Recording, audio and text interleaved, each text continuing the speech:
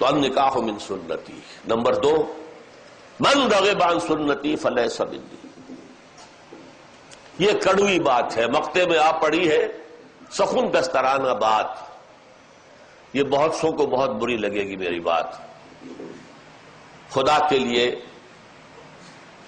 اس یقین کے ساتھ میری بات سنیے کہ میں کسی کی دل آزاری کے لیے نہیں کہہ رہا ہوں، ایک دینی فریضہ سمجھ کر کہہ رہا ہوں. من رغب عن سنتی فلیس منی. جسے میری سنت پسند نہیں ہے، جو میری سنت سے اعراض کرتا ہے، اس کا مجھ سے کوئی تعلق نہیں. وہ لاکھ اپنی جگہ سمجھتا ہو کہ میں محمد کا امتی ہوں،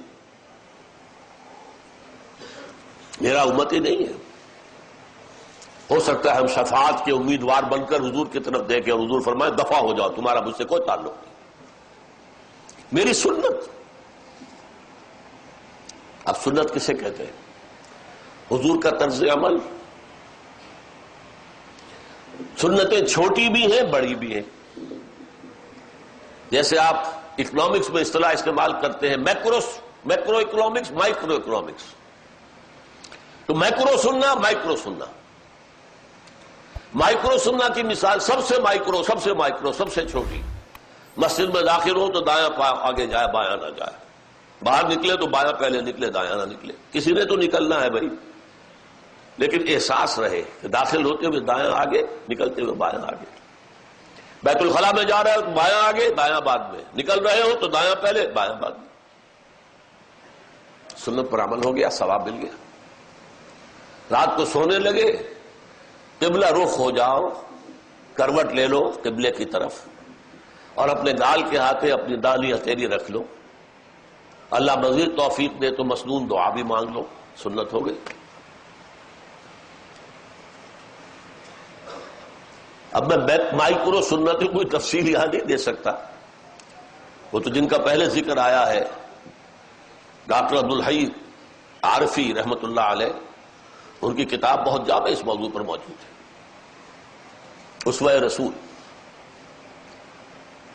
لیکن ان چھوٹی سنتوں میں سب سے بڑی سنت، میکرو کا ذکر بھی بعد میں آئے گا، چھوٹی سنتوں میں سب سے بڑی سنت داڑھی ہے، جس کا رکھنا سنت مؤکدہ ہونے میں تو شک ہی نہیں ہے. بہت سے علماء کے نزدیک واجب ہے. اور یہ سنت وہ سنت ہے جس کے لیے حکم دیا حضور نے، ایف اللحا وقص الشوارب، داڑیاں بڑھاؤ اور مونچھیں کتراؤ. یہ صرف حضور کی سنت نہیں، تمام انبیاء اور رسول کی سنت، تمام اولیاء اللہ کی سنت. وہ 11ویں والے بھی اگر ہیں تو ان کی بھی سنت تھی. 11ویں دینے والوں میں وہ سنت والے تو نہیں ہوتے، وہ 11ویں دے رہے ہیں بس. اچھا، یہ سنت ایسی عجیب ہے کہ ہے تو ہر دم ہے اور نہیں ہے تو یکسر نہیں ہے. بعض سنتیں ایسی بھی ہوتی کبھی رہ گئی. فرض کیجئے ظہر کی پہلی 4 سنتیں رہ گئی اور آپ کو جلدی بھی ہے کسی کام میں، تو اگر رہ گئی کوئی بات نہیں ہے، سنت ہے، کبھی رہ جائے. اکثر آپ پڑھیں، یہ سنت ہے کہ ہے تو ہمہ وقت ہے اور ہے نہیں تو زیرو. آل اور نن لا کہلاتا ہے فزیولوجی میں، ہے تو پوری اور نہیں ہے تو کچھ بھی نہیں. یہ مسلمان کی پہچان ہے، مسنون سنت، مسنون داڑھی. دور سے آپ کو پتہ لگے گا یہ مسلمان آ رہا ہے، ورنہ کیا پتا کوئی عیسائی ہے، کوئی بدھ مت کا آدمی ہے، کوئی ہندو ہے، کون ہے کیا پتا. یہ ہماری پہچان ہے.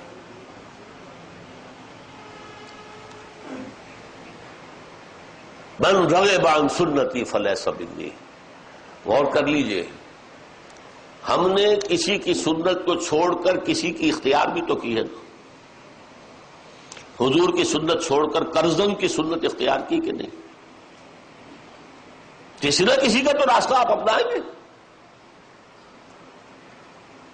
داڑھی مڑانا کب سے شروع ہوا؟ جب کرزن صاحب تشریف لائے تھے انگریز کی پیروی میں. الناس علی دین ملوکہم. اور اب وہ روش ہے، چل رہی ہے، پوری دنیا کا معاملہ یہی ہے، بھیڑ چال ہے میں نہیں سمجھتا آپ میں سے کوئی ایک آدمی بھی ایسا ہو جس نے سوچ سمجھ کر حضور کی سنت ترک کر کے اور داڑھی بڑھانی شروع کی ہو. نہیں، رواج ہے بس. لیکن اس پر بھی ہمارے علماء اب کچھ کہنے کی پوزیشن میں نہیں رہے. جمعہ کے خطبوں میں تو یہ باتیں آنی چاہیے.